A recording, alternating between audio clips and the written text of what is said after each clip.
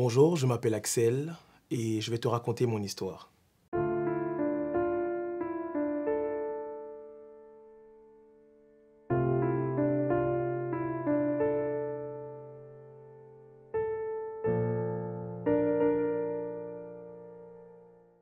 Je suis né en Côte d'Ivoire, dans une famille chrétienne très pratiquante, et ma mère ainsi que ses sœurs ainsi que mon grand-père avaient une vie religieuse très pieuse. Ma mère chantait les louanges du Seigneur et mon grand-père avait été pasteur. À l'âge de 6 ans, je suis venu ici en France avec ma mère. Et lorsque nous sommes arrivés en France, ma mère a continué à pratiquer sa foi. Elle allait à l'église tous les dimanches et avec ma soeur, nous étions obligés de la suivre à l'église. C'était soit nous allions à l'église ou alors nous nous faisions frapper. Donc le choix était très vite fait, nous préférions aller à l'église que d'avoir des coups. Il est arrivé qu'à l'âge de l'adolescence, ma morphologie avait changé, donc ma mère ne pouvait me frapper comme auparavant. Alors je lui ai dit, les yeux dans les yeux, je n'irai plus à l'église.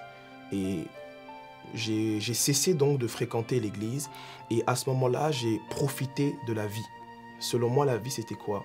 Les soirées, le sexe, l'alcool, la drogue. J'avais une addiction au sexe et à la pornographie.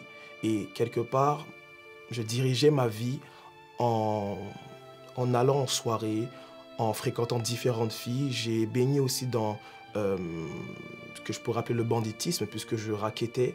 J'avais aussi fait des cambriolages. Et à ce moment-là, pour moi, c'était ça la vie.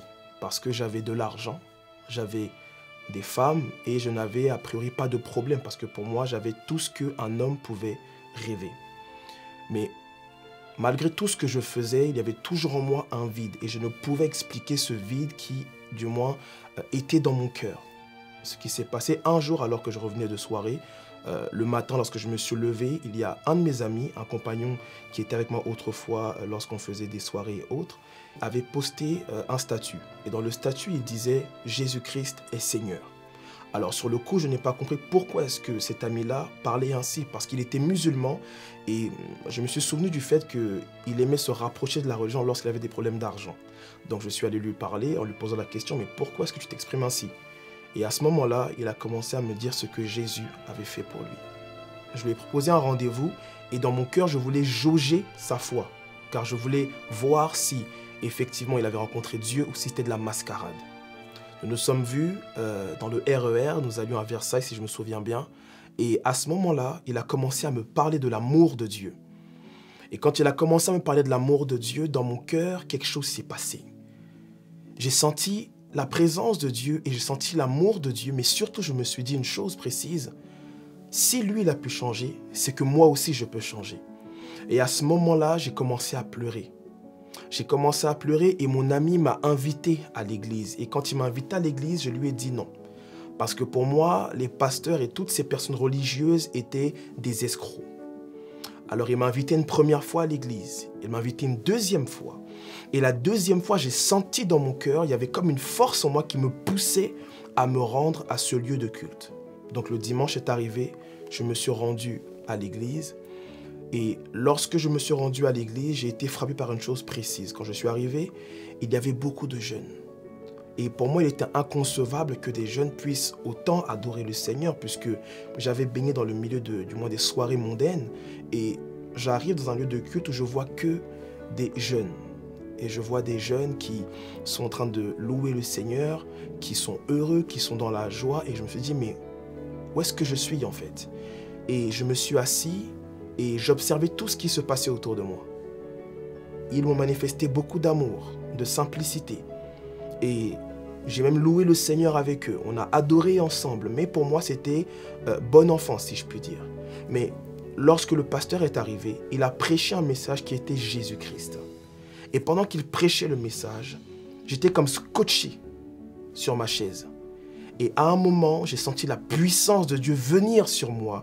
Et j'ai commencé à pleurer de manière incontrôlée. J'ai commencé à ressentir une profonde tristesse et une profonde culpabilité. Je me sentais coupable, je me sentais comme impur. Mais au-delà de cela, j'ai senti l'amour de Dieu et le pardon de Dieu. Et j'ai senti que ce Jésus-Christ dont le pasteur parlait m'aimait réellement. Par la suite, J'étais à genoux en train de pleurer et j'ai fait une prière à Dieu. J'ai dit à Dieu, Seigneur, tu connais ma vie. Je ne te connais pas, mais je veux t'appartenir. Mais voici, j'aime l'alcool, j'aime la drogue, j'aime les femmes, j'aime la pornographie, je ne m'en cache pas. Mais je veux t'appartenir. Mais comment faire? Je suis prêt à venir vers toi, mais s'il te plaît, aide-moi. Et après cette prière, je suis sorti donc du lieu de culte, j'ai discuté avec les frères, les sœurs, ou du moins les personnes qui étaient là avec nous. J'ai parlé un peu brièvement avec le pasteur.